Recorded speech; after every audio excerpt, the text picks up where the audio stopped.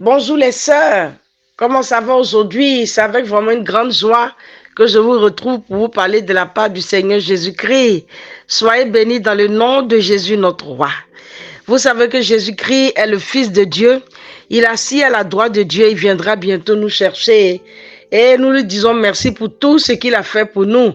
Merci vraiment pour ce courage qu'il a eu de venir sur la croix mourir et nous donner la possibilité d'être appelés enfants de Dieu. Donc, c'est en son nom que nous sommes là aujourd'hui. Nous sommes là au nom de Jésus et que Jésus nous enseigne dans ses voies et que sa grâce nous fortifie. Mais avant de continuer, nous allons prier. Prions les sœurs. Père éternel, Seigneur Dieu de gloire, le créateur de toutes choses, toi qui nous as fait. Tu nous as fait à ton image pour que nous puissions te ressembler. Tu ne nous as pas laissés seuls ni orphelins. Tu nous as donné ta parole pour nous guider, ta parole pour nous restaurer, ta parole pour nous fortifier, ta parole, Seigneur, pour nous amener à marcher dans tes voies. Merci pour ce beau trésor que tu nous as laissé, Seigneur. Nous te disons aussi merci pour Jésus-Christ, ton Fils, vraiment que tu as trouvé comme solution à notre vie pour vraiment nous laver de tous nos péchés à travers son sang et faire de telle sorte que nous soyons aujourd'hui appelés enfants de Dieu. Vraiment, nous te disons merci pour tout ce que tu fais pour nous. Merci vraiment d'être notre Père. Merci de nous laver de nos péchés et de faire de nous vraiment ce qui te plaît, Seigneur. Merci de notre Père. Nous t'aimons au nom de Jésus. J'ai prié. Amen. Ouh là là, quelle grâce d'être avec Jésus. Quelle grâce de connaître Jésus et de vraiment être appelé enfant de Dieu, de marcher dans les voies de Dieu. Donc le Seigneur m'a mis à cœur un message que je vais partager avec vous aujourd'hui. Et le titre du message, c'est « Dieu nous a donné une seule vie à vivre et après vient le jugement. » Donc voici le titre du message. « Dieu nous a donné une seule vie à vivre et après vient le jugement. » Donc vous voyez comment Dieu nous aime. On va lire directement en Hébreux 9, verset 27. Prenons nos Bibles et nos cahiers et nous allons lire en Hébreux chapitre 9 et le verset 27. Voilà, Dieu va nous enseigner à travers sa parole. Voilà, j'espère que le cahier est à côté pour prendre des bonnes notes. Voilà, qu'est-ce que le Seigneur nous dit dans sa parole? Vous voyez que le Seigneur est formidable. Il nous a laissé sa parole pour que nous puissions la consulter et nous assurer que nous faisions ce qui lui plaît. Hébreux 9, verset 27. Il est réservé aux êtres humains de mourir une seule fois, après quoi vient le jugement. Vous voyez que la parole de Dieu est la vérité. Et ce que la Bible dit, nous devons rester sur les mots, nous devons rester sur les phrases, nous devons rester sur ce que Dieu nous dit et non ce que nous attendons de gauche à droite. Vous voyez que même de nos jours, même sur les réseaux sociaux, on peut attendre beaucoup de choses. Mais nous devons faire vraiment ce que Dieu nous dit dans la parole de Dieu. C'est important. Ici, Dieu nous dit que il est réservé à tous les êtres humains de mourir une seule fois. Et après quoi, on va être jugé devant Dieu. Vous voyez, Dieu ne nous donne pas l'occasion de mourir deux fois. Il y a certaines personnes qui enseignent que non, il faut s'incarner. C'est-à-dire quand tu meurs, là, tu vas aller t'incarner dans un animal et après tu vas aller t'incarner plusieurs fois. Ce n'est pas biblique. Dieu nous dit ici que on doit vivre une seule fois et après ça va venir le jugement. Donc Dieu ne nous donne pas la possibilité de vivre deux fois. Il n'y a pas deux vies pour dire non, quand je vais mourir, je vais encore revenir sous la forme d'un être humain ou sous la forme d'un animal pour revivre ma vie. Non, non, non. C'est une seule vie que Dieu nous donne. Et la vie que Dieu nous donne, c'est une vie où vraiment, lorsqu'on a fini de vivre, c'est-à-dire tu peux faire une année, tu peux mourir 2 ans, 3 ans, 5 ans, 10 ans, en tout cas, mourir à 80 ans, si tu as même la chance, ou 70 ans, etc., etc. Mais à n'importe quel âge, la mort peut intervenir. Et après quoi vient le jugement? Vous voyez ce que le Seigneur nous dit ici. Et c'est intéressant de connaître ces choses-là. Donc, comme il nous est permis de vivre une seule fois, et après quoi vient le jugement, hein? Pour cela, on va parler du premier point. Nous devons prendre au sérieux notre appel. Amen. Nous devons prendre au sérieux le choix que Dieu a fait de nous ou notre appel. Donc, c'est ça mon premier point. On va lire en 2 Pierre 1, verset 10 jusqu'au verset 11. 2 Pierre 1, verset 10 à 11. On va y aller pour nous voir que comme Dieu nous donne une seule vie à vivre, alors le fait qu'il nous a choisis, ou le fait qu'il nous a appelés, ou le fait qu'il nous a créés, ou le fait que nous sommes sur cette terre, fait à l'image de Dieu, nous devons prendre au sérieux vraiment l'appel que Dieu nous donne d'être ses enfants. On doit prendre ça au sérieux et on doit prendre au sérieux aussi le fait que nous sommes enfants de Dieu. On ne doit pas jouer avec. Donc, lisons en 2 Pierre 1, verset 10 à 11. Qu'est-ce que Dieu nous dit ici? C'est pourquoi, frères et sœurs, appliquez-vous d'autant plus à affermir l'appel et le choix dont vous avez été l'objet. Car si vous faites cela, vous ne trébucherez jamais. C'est ainsi, en effet, que l'entrée dans le royaume éternel de notre Seigneur et Sauveur Jésus-Christ vous sera largement accordée. Vous voyez? Donc ici, Dieu nous dit ici qu'en tant qu'être humain, Dieu nous a appelés, Dieu nous appelle tous à recevoir le salut. Dieu nous appelle tous en tant qu'enfants de Dieu à recevoir le salut. Nous devons prendre au sérieux cet appel-là. Dieu veut que tous les êtres humains soient sauvés. Nous devons prendre ça au sérieux, que Dieu, il y a la place pour tout le monde. Dieu n'a jamais créé l'être humain pour qu'il soit loin de lui. Dieu tend sa main vers tout être humain qui aimerait bien prendre cette main et marcher avec lui. Et Dieu nous appelle, nous tous, en tant qu'êtres humains faits à son image, à pouvoir nous repentir, être baptisés pour le pardon de nos péchés et recevoir la vie éternelle. C'est cet appel que Dieu nous adresse à tous les êtres humains. Dieu nous appelle et Dieu qui nous a choisis aussi. Il nous dit, nous devons prendre au sérieux cet appel-là. Et lorsque nous prenons au sérieux le fait que Dieu, le Dieu créateur m'appelle, je dois prendre au sérieux. Il me dit de me repentir de mes péchés. Je dois prendre ça au sérieux. Et si nous faisons cela, vous allez voir que ça sera difficile vraiment pour nous de tomber dans le péché. Parce que si tu sais vraiment celui qui t'appelle, que c'est le Dieu créateur de toutes choses, qui tient ton souffle en main, alors tu vas le prendre au sérieux. Et tu ne vas pas faire le mal, tu vas faire attention. Dieu nous appelle à prendre ça au sérieux pour que nous ne puissions pas tomber dans le péché. Parce que nous n'avons qu'une seule vie à vivre. Et après quoi vient le jugement. Donc, Dieu nous encourage aujourd'hui à prendre au sérieux les choses de Dieu. Nous devons prendre la Bible au sérieux. Nous devons la lire. Nous devons la méditer pour nous qui sommes déjà chrétiennes. On doit lire la Bible, la méditer. On doit vraiment évangéliser, nous repentir quotidiennement de nos péchés. On doit vraiment servir Dieu. On doit faire les choses de Dieu. On doit faire les choses de Dieu.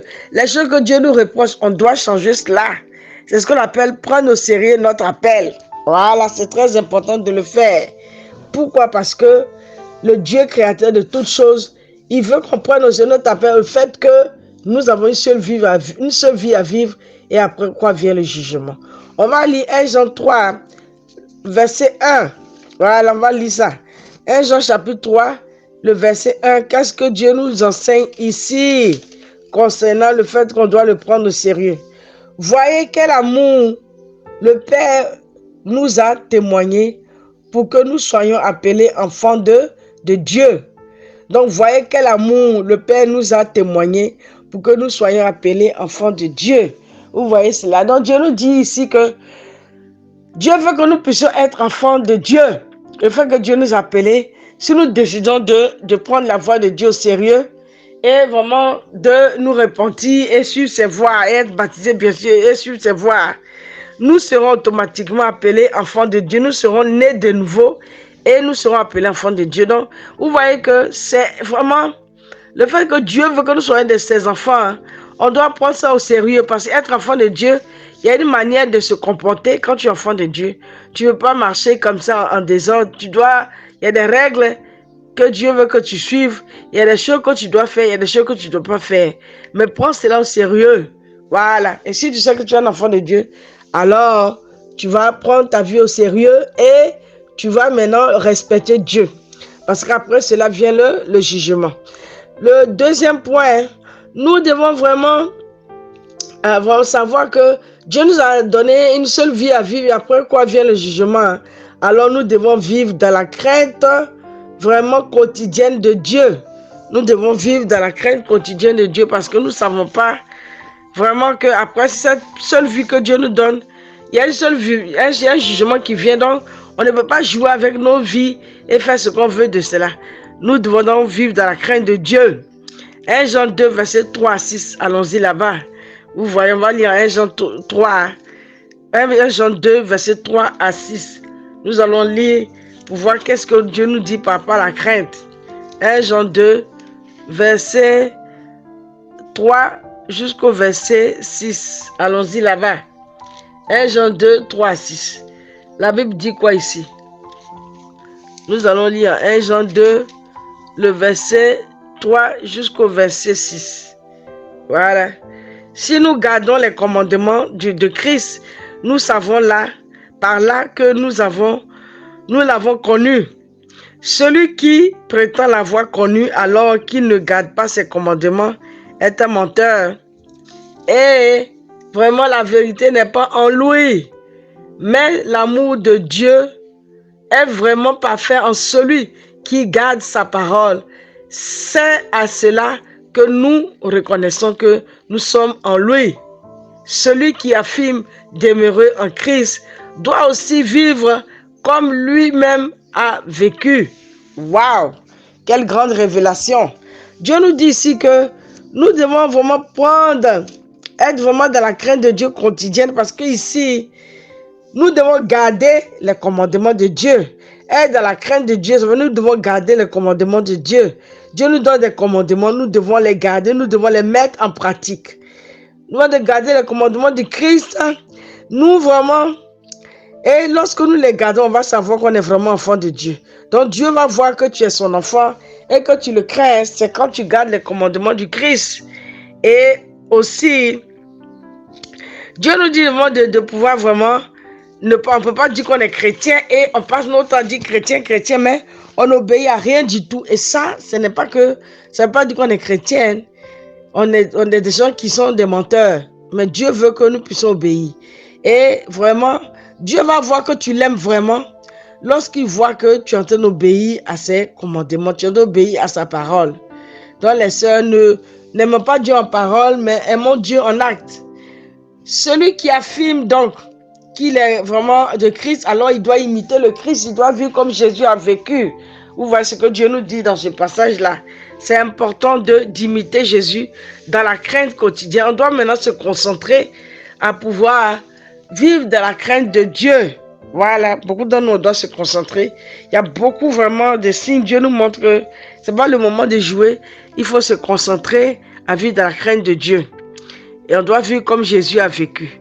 Donc, Romains 2, versets 6 à 11, on va aller là-bas. Vous voyez qu'il y a beaucoup de choses qui nous concernent. On a une seule vie à vivre. Et après quoi vient le jugement. Donc, nous devons être dans la crainte de Dieu. On ne doit pas oublier cela. Vous voyez, on doit être dans la crainte de Dieu. On va lire Romains 2, versets 6 à 11. Allons-y rapidement là-bas. Romains 2, versets 6 à 11. Qu'est-ce que Dieu nous dit là? Romains 2, versets 6 à 11.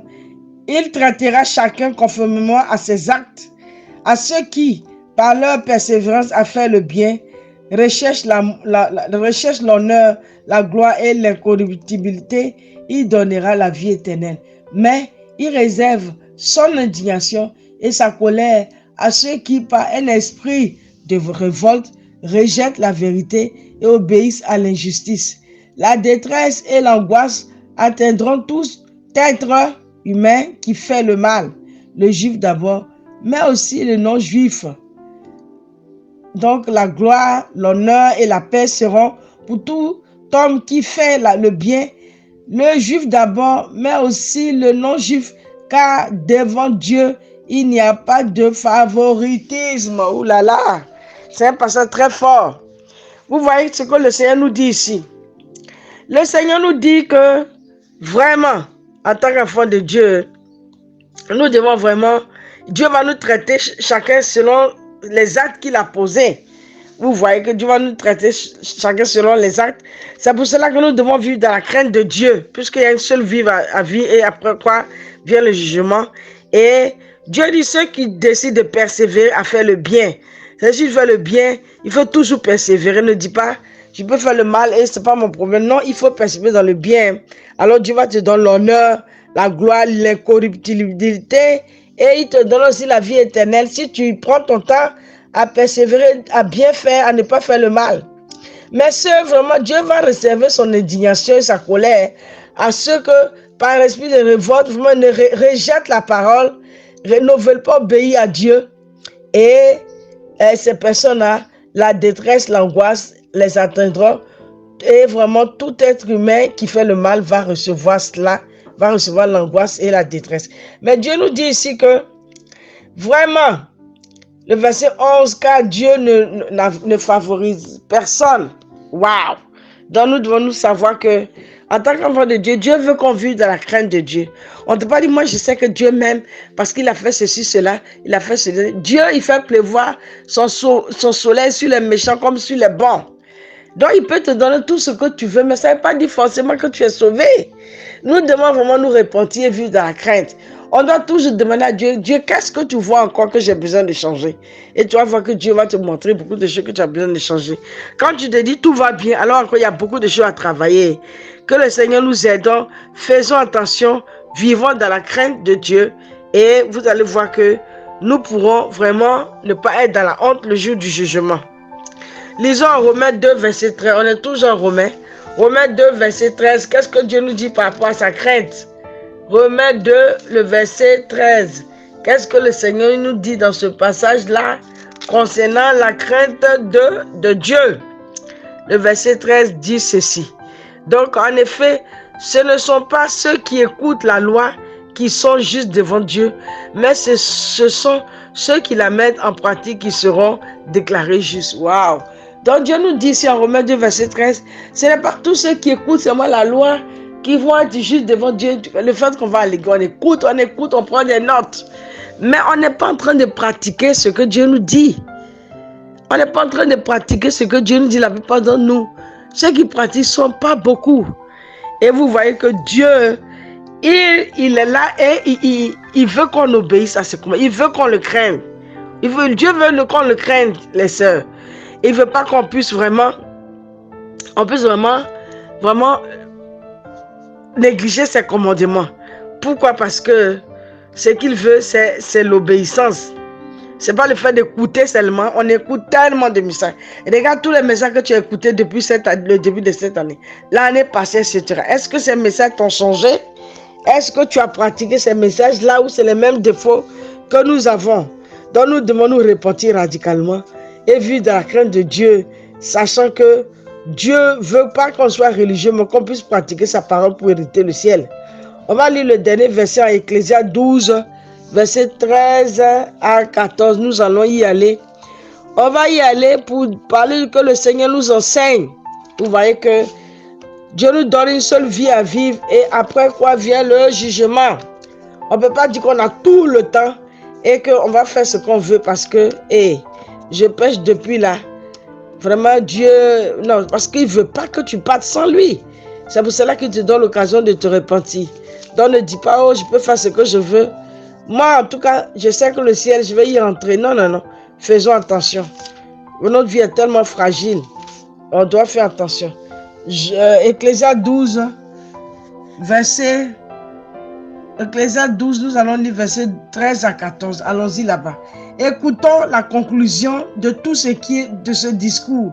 Crains Dieu et respecte ses commandements, car c'est ce que doit faire tout homme. En effet, Dieu amènera toute œuvre en jugement, et ce jugement portera sur tout ce qui est caché, que ce soit bon ou mauvais. Ouh là là! Dieu nous dit ici qu'on doit savoir que vraiment, bien sûr, le livre d'Ecclésiaste, c'est un livre où Dieu a voulu qu'on puisse avoir la sagesse, etc. et tout ça. Et la vanité aussi de la vie. Voilà, que la vie est vaine.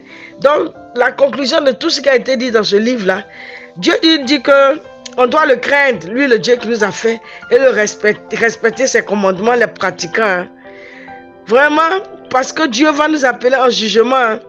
Et il va exposer tous nos actes. Que ces actes soient bons ou mauvais, ça veut dire que la manière de parler, on doit faire attention. la manière vraiment de... Les actes que nous posons, on doit faire attention parce que Dieu va nous juger par rapport à cela. Vous comprenez bien cela. Donc, faisons attention de tout. Il ne dit pas tout m'est permis, je fais ce que je veux. Non, non, non. Dieu va te juger. Fais attention et répentons-nous.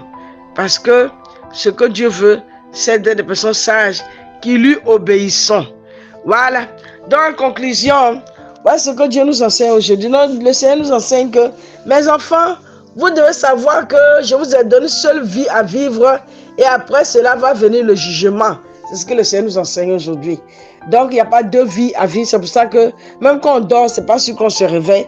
On doit faire attention avec nos vies à partir de maintenant. Et pour cela, nous devons prendre au sérieux l'appel que Dieu nous a adressé. Dieu nous a appelés à hériter le ciel. Dieu nous a appelés à être des chrétiennes.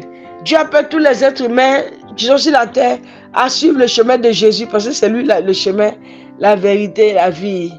Et vraiment de prendre au sérieux la vie de Jésus et de pouvoir nous repentir quotidiennement. Il est le chemin, la vérité, la vie et c'est lui qui va nous donner la vie. Nous devons le prendre au sérieux. C'est ce que Dieu nous enseigne aujourd'hui en nous repentant vraiment de notre péché, en nous repentant de nos péchés, en vivant dans la crainte quotidienne de Dieu. Donc, voici le message que Dieu a mis sur mon cœur pour nous partager qu'on doit prendre au sérieux notre appel. On doit vivre dans la crainte de Dieu. On doit savoir qu'il y a un jugement qui est là et on doit savoir qu'il y a une seule vie que nous devons vivre et après pourquoi va venir le jugement. Et nous devons faire attention et nous accrocher, prier pour nos cœurs, prier, gêner, demander la clémence de Dieu pour qu'il nous fortifie. Je vous aime et à la prochaine fois. Amen.